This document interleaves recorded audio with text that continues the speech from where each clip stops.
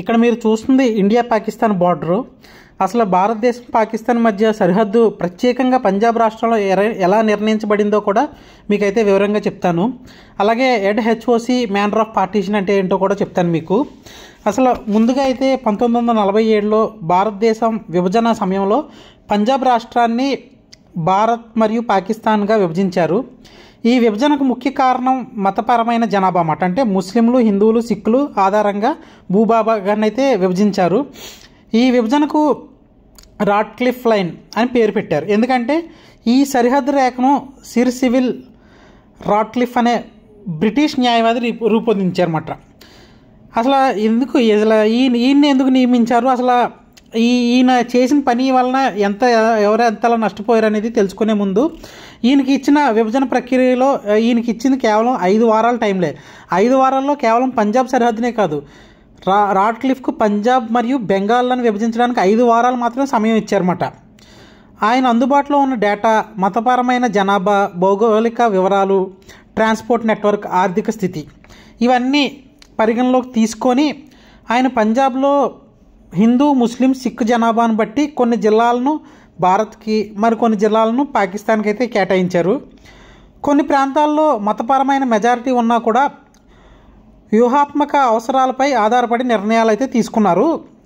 కాకపోతే 90% సరిగ్గా చేయలేదు అని నా ఒపీనియన్. ఎందుకంటే ఇండిపెండెన్స్ రావడానికి మనం ఎంతమంది అయితే చనిపోయారో ఇండిపెండెన్స్ ఫ్రీడమ్ ఫైటర్స్, ఇండిపెండెన్స్ వచ్చిన తర్వాత విభజన టైంలో అంతమంది చనిపోయారు, అంతకన్నా ఎక్కువ మంది చనిపోయారేమో అని నా ఉద్దేశం. ఆల్మోస్ట్ 10 లక్షల మంది అయితే చనిపోయారు. అసలు ఈ పంజాబ్ 2 భాగాలుగా ఎలా విభజించబడిందంటే పశ్చిమ పంజాబ్, తూర్పు పంజాబ్ మాట.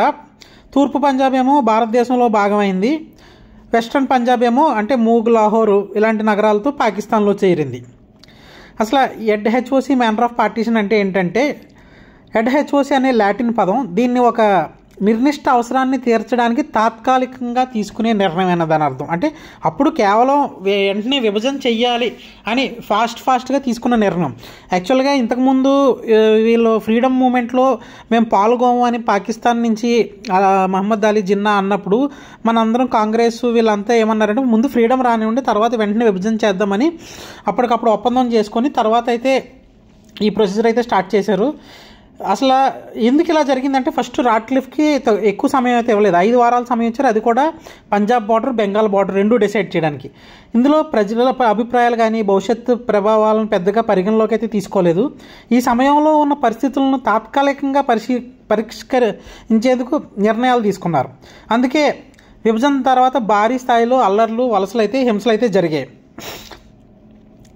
భారతదేశం పాకిస్తాన్ విభజన తర్వాత ముఖ్యంగా పంజాబ్ సరిహద్దులో జరిగిన సంఘటనలు అయితే చాలా విషాదకరమైన ఈ చరిత్రలో నిలిచిపోతాయి. చెప్తున్నాను కదా, ఎందుకంటే ఎంతమంది అయితే ఫ్రీడమ్ ఫైటర్స్ చనిపోయారు, ఫ్రీడమ్ వచ్చిన ఈ 1-2 ఇయర్స్లో అంతకన్నా ఎక్కువ మంది చనిపోయారు. 1947లో భారతదేశ విభజన జరిగిన తర్వాత పంజాబ్ ప్రాంతం, అంటే ప్రస్తుత పాకిస్తాన్లో ఉన్న పశ్చిమ పంజాబ్, భారత్లో ఉన్న తూర్పు పంజాబ్, ఈ 2 ప్రాంతాల మధ్యన మతపరమైన హింస, మారణహోమాలు, వలసలు అయితే జరిగాయి. మతపరమైన అల్లర్లో హిందూ, ముస్లిం, సిక్కు మతస్థులు మధ్య తీవ్ర అల్లర్లు అయితే జరిగాయి. దాదాపు 1.5 కోటి మంది ప్రజలు వాళ్ళ నివాసాలను విడిచిపెట్టి భారత్ నుంచి పాకిస్తాన్కి, లేదంటే పాకిస్తాన్ నుంచి భారత్కి అయితే వలస వెళ్ళారు. అందులో ఆల్మోస్ట్ 10 lakhs మంది అయితే చనిపోయారు, అంటే 1 million పీపుల్ అయితే చనిపోయారు అన్నమాట. వేలాది మంది మహిళలు అయితే లైంగిక హింసకైతే గురయ్యారు, కిడ్నాప్ అయితే చేశారు వాళ్ళని కూడా. చాలామంది ఏం చేశారంటే ఊళ్ళు తగలెట్టారు, చర్చిలు, గుళ్ళు, మసీదులు అన్నీ తగలెట్టారు. అసలు ఎవరు బాధ్యులు దీనికంటే ఫస్ట్ బాధ్యతలు వహించాల్సింది బ్రిటిష్ ప్రభుత్వం. ఎందుకంటే విభజన ప్రక్రియను చాలా త్వరగా తాత్కాలికంగా చేపట్టారు. ప్రజల భద్రత, వలసల నిర్వహణపై సరైన ఏర్పాట్లు అయితే చేయలేదు. సరిహద్దు నిర్ణయాలపై ప్రజలకు ముందుగానే సమాచారం ఇవ్వలేదు. తక్కువ సమాచారం మీద ఆధారపడి పంజాబ్ను విభజించే రేఖను గీశారు, అంటే రాట్క్లిఫ్ లైన్ని. దీనివల్ల ఇదే ఇందాక మనం చూసాం కదా, అదే రాట్క్లిఫ్ లైన్ అన్నమాట. దీనివల్ల అనేక ఊళ్ళ మధ్య విభేదాలు అయితే వచ్చాయి.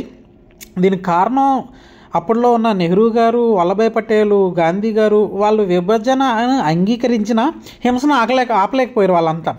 కాంగ్రెస్ బ్రిటిషులతో కూడా పాలకులతో కొంతమందికి సహకరించిందని కూడా విన్నాము. మెయిన్ పాకిస్తాన్ నాయకులు అయితే మహమ్మద్ అలీ జిన్నా దీనికైతే ప్రధాన కారణం. పాకిస్తాన్ కోసం కట్టుదిట్టమైన వైఖరి చేపట్టారు. కేవలం ఫస్ట్ ఆయన నాకు ఫ్రీడమ్ రాకపోయినా పర్లేదు కానీ సెపరేట్ స్టేట్ అయితే కావాలన్నారు, సెపరేట్ కంట్రీ అయితే.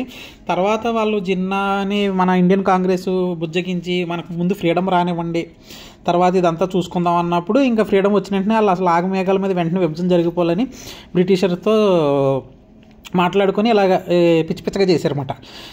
దీన్ని ఈ సంఘటన ఒకే నాయకుడికి పూర్తిగా అయితే బాధ్యుడు అనలేం, కానీ దీనికి బ్రిటిషు, కాంగ్రెస్, ముస్లిం లీగు ఓకే వీళ్ళంతా బాధ్యతలని చెప్పొచ్చు. వాళ్ళ ఏమర్పాటు వలన, వాళ్ళ బాధ్యతారహితమైన డెసిషన్ వల్ల 10 లక్షల మంది ప్రాణాలు అయితే కోల్పోయారు. వారు ప్రజల భద్రతను ముందుగా ఆలోచించలేదు. విభజన తర్వాత ప్రజల బాధలకు తగిన స్పందన కూడా ఇవ్వలేకపోయారు. పాపం వలస టైంలో అసలు అటు నుంచి అటారీ బార్డర్లో కానీ లేదంటే అటు పాకిస్తాన్ బార్డర్లో కానీ ఎంతోమంది అయితే చనిపోయారు.